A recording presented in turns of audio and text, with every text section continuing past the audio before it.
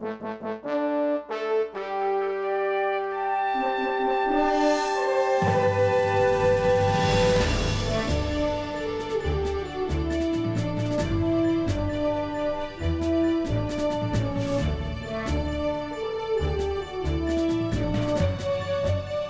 Sunday, everyone. Welcome to Our Issues Birmingham. I have Jack Williams with us today, District 47 representative to the Alabama legislature. Yes. You've been down in Montgomery? Been down for a few weeks now, but almost 2 months of the session are gone. And how much longer will you be there? We've got about another month and a half, so. Thrill a minute? Every day's different, so. Well, I want to go into the UAB thing first because it seems to be a topic that just won't stop. So there have been some writings about some incestuous relationships amongst the board members of the U of A trustees, and I know you're working on some legislation down there that addresses some of that, but tell us about it. Well, the legislation, there's 3 or 4 different versions of it, but I've got a version that would do a big expansion of the board. Senator Wagner, my senator, has come in with an expansion of 2 members for UAB and 2 members for UAH, recommended by the alumni societies and appointed by the governor. And the alumni societies of the respective UABs and UAHs? Correct. And that's Jabbo Wagner, yes, who's been very helpful also. Been a stalwart in this. And the board has chosen to fight this proposal. And the board has lobbyists? The board has lobbyists, and they've not been willing to discuss any possible changes in the Board of Trustees. So, other than good old-fashioned control, what do you think their issue is?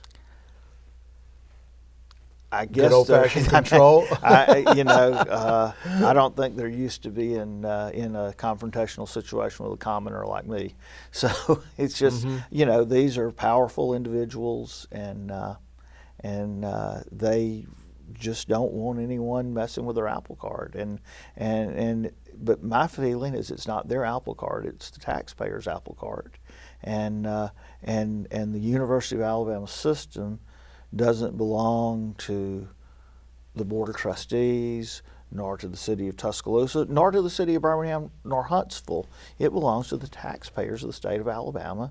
It's a $4.3 billion enterprise, and is that in terms of revenue generated? In terms of the revenue that flows through that entity every year, and over $500 million of that comes from the citizens of the state of Alabama, and. Wow, and yet, those are big numbers. Huge numbers, and most of us don't really know or understand how that system operates. And I don't think there's anything we do in government that wouldn't be improved with more disclosure and the public knowing what's going on. Well, everyone's resistant to change in general.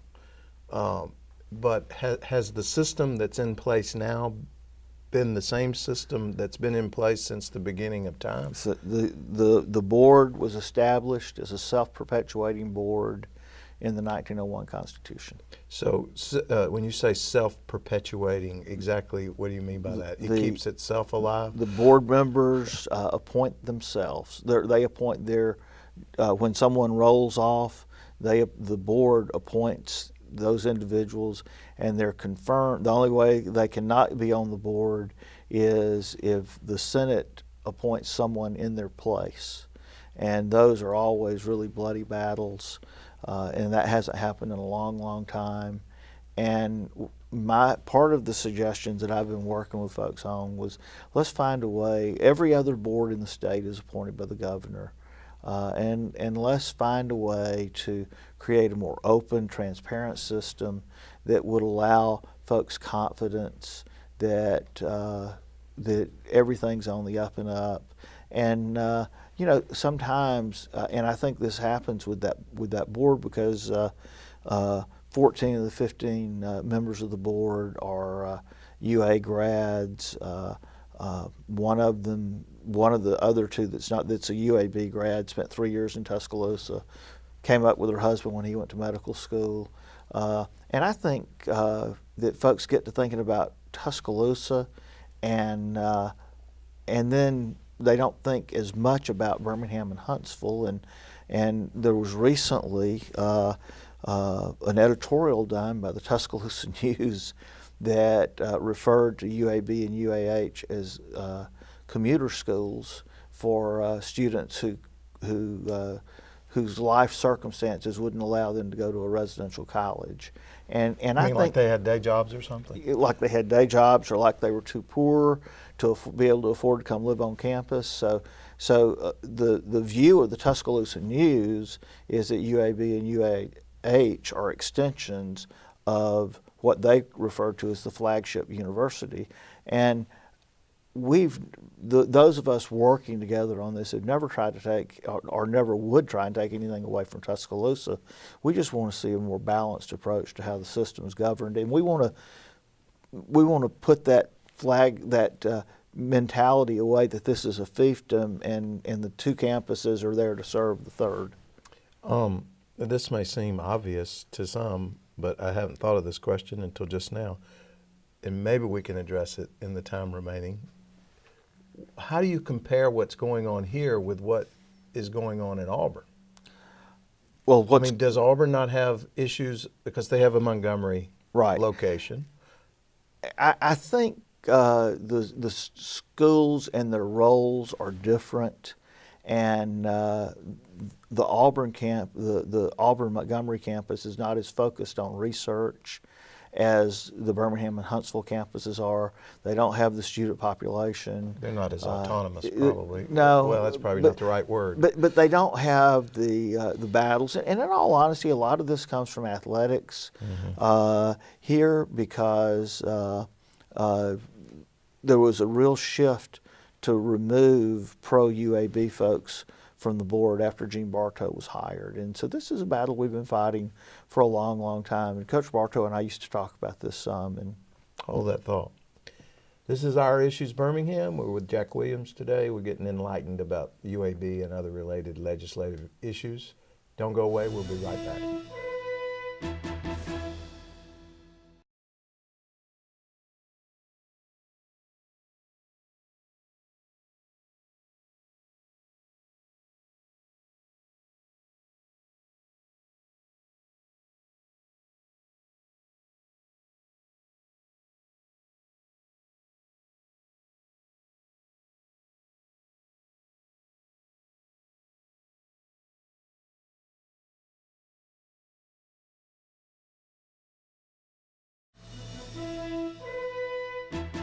Welcome back to Our Issues Birmingham. But right before break, we were talking about Coach Bartow's impact on UAB, and Coach Gene Bartow, and Murray too as well. I didn't mean to slight Murray. But of course, Gene was the godfather of our basketball program. our athletic program. Our athletic program. And he had a vision for football as well. He did. Coach, and Tommy, I view Gene Bartow kind of like he's Jimmy Stewart from the movie A Wonderful Life. And That's true. wonder what That's Birmingham would be like if Gene Bartow had never graced us with his presence. Yeah.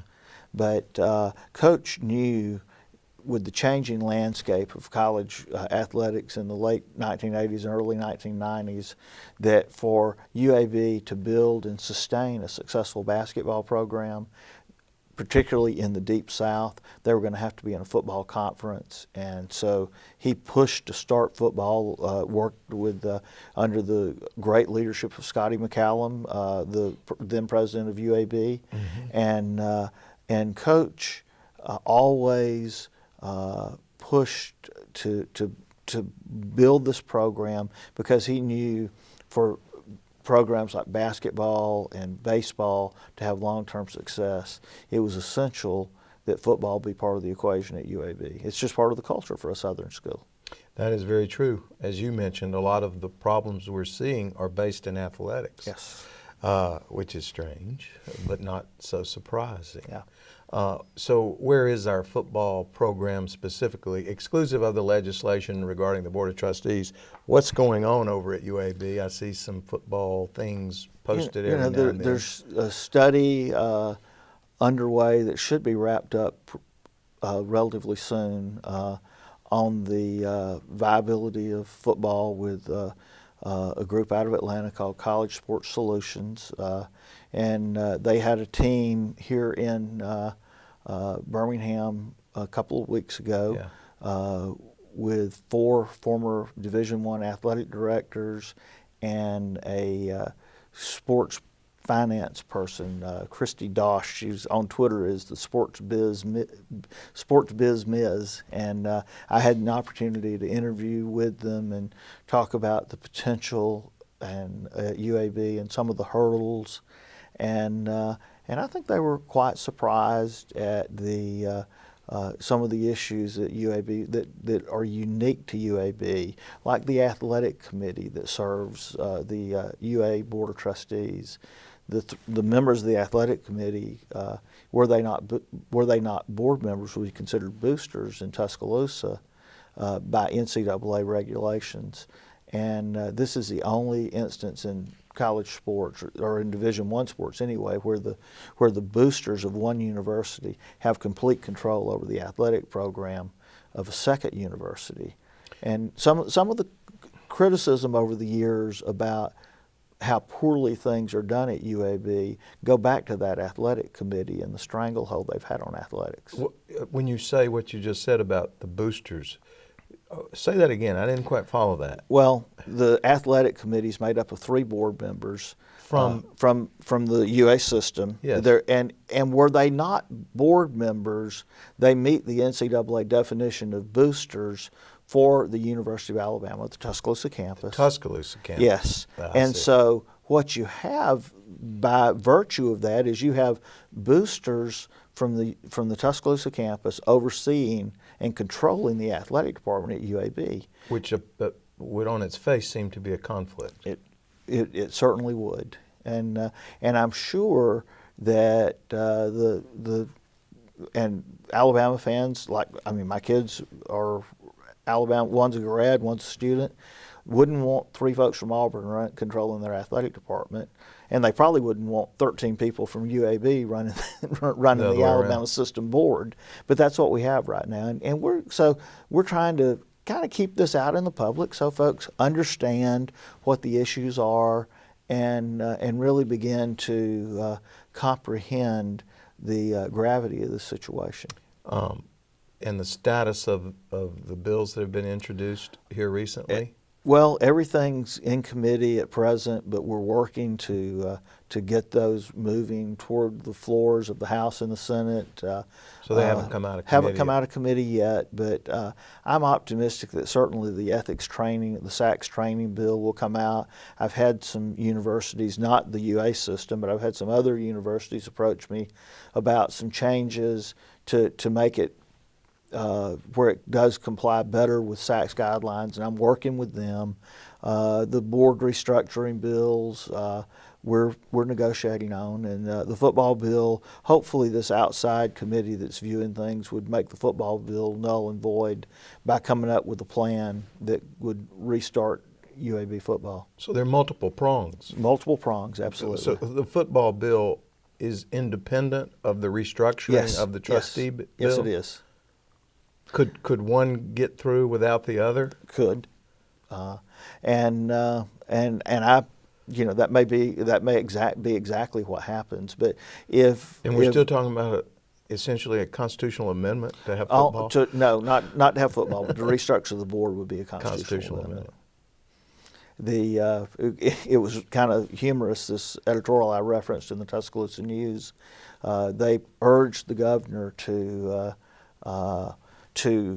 veto this bill if it passed to restructure the board, apparently unaware that the governor doesn't sign constitutional amendments. They go straight to the ballot for the people to have their voice heard. But there's some shrill things being said by folks trying to make this a Tuscaloosa versus Birmingham, UA versus UAB, and it's not that at all. It's fighting a handful of people who have real control issues. We've been gained great support from the Tuscaloosa area, from the UA students. I've done polling across the state, and in Tuscaloosa County, over 60% of those polled felt like UAB should be allowed to have its own football team, and over about 65% felt like UAB should even have its own board of trustees. Sounds like too much common sense. This is Our Issues Birmingham. We'll be right back. Don't go away.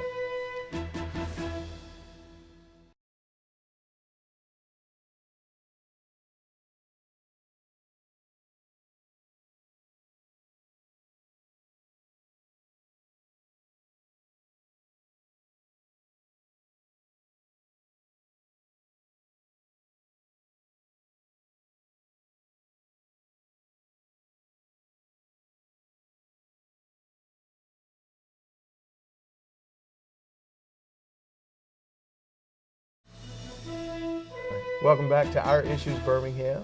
Jack Williams with us today. We've been talking about UAB in the legislation that's pending relating to the athletic program and the Board of Trustees there. We're going to shift gears and talk about what else is going on in Montgomery during this legislative session.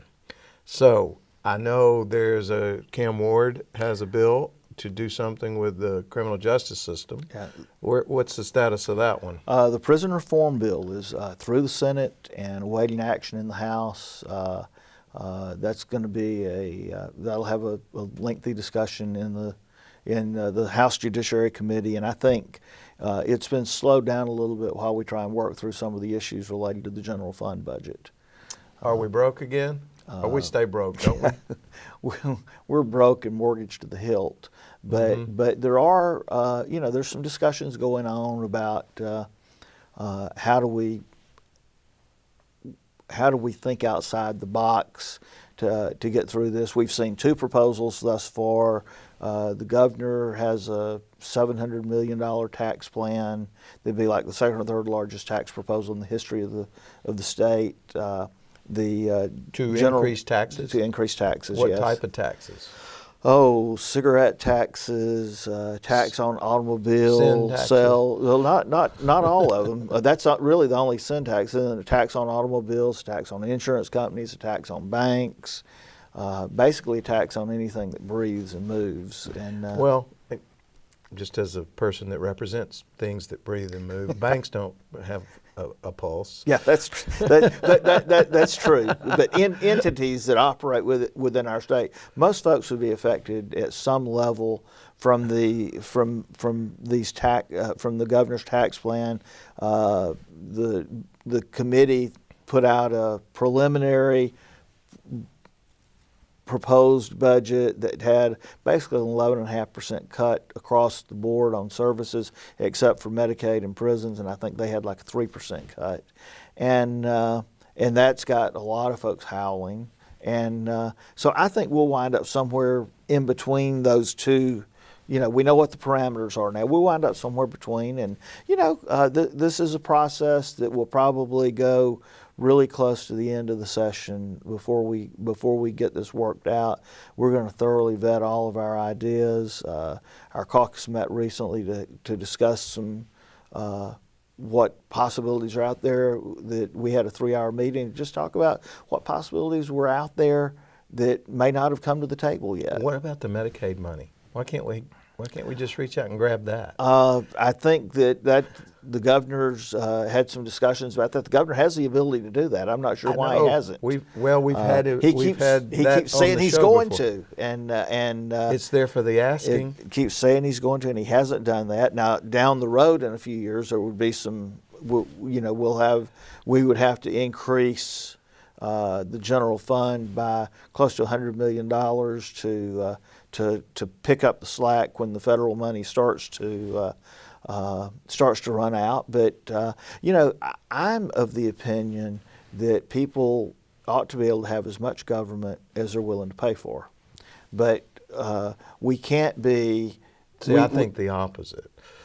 Less government would be better. Well, I'm not saying more government's good. I'm just saying my point is, you can't lock everybody up for everything that they do, using prisons as an example, and you want to put more people in prison, but you don't want to pay more. I mean, and you got to have money to build more prisons. You got it costs money to do this. So we either have to lower our expectations. Now, government's got to be run efficiently, and I think there might be some consolidation areas still out there that's gaining that's got some discussion going right now. But government's got to be efficient. But we either at some point have to decide we want this much government and we'll pay for it, or we only want this much government and we'll keep things like they are. Well, if you start taxing banks or automobile dealers, I mean, isn't ultimately that going to get passed on to the consumer? It's a tax on the consumer, absolutely. And I think that's why folks have been so hesitant to embrace these, because ultimately they're going to come back and bite their constituents. Well, are we like an island, or are other states that you're aware of in a similar pickle? There are other states with budget problems. California is nearly a third world country. Their budget issues are so bad, but our issues are amplified because 87% of the revenue that comes into the state is earmarked for specific purposes, and there's a lot we could do. And that's steeped in some historical stuff. Yeah, absolutely. And we have two separate budgets. We've got money going into the education budget that would that is not accessible in the general fund. And if we had one budget without earmarked funds, we could probably work our way through this. The gas wells that are so prevalent on our coastline, but not on any other coastline, that money goes to the education fund, right? No, that money goes into the oil and gas trust fund, and the interest off that goes into the general fund. But two things I would like just to see the interest, just the interest. So yes. that money's just sitting there. Well, it's sitting there, and we tapped into it for a few projects over the years. But one of the things I would like to see happen in Washington is we get a third of the proceeds off that, and in some western states they get half the proceeds off that. I think Alabama, in the Gulf Coast, we get a lesser share than we probably should, and we go out 3.5 miles, and some states go out on the Atlantic coast, they go out 12 or 13 miles.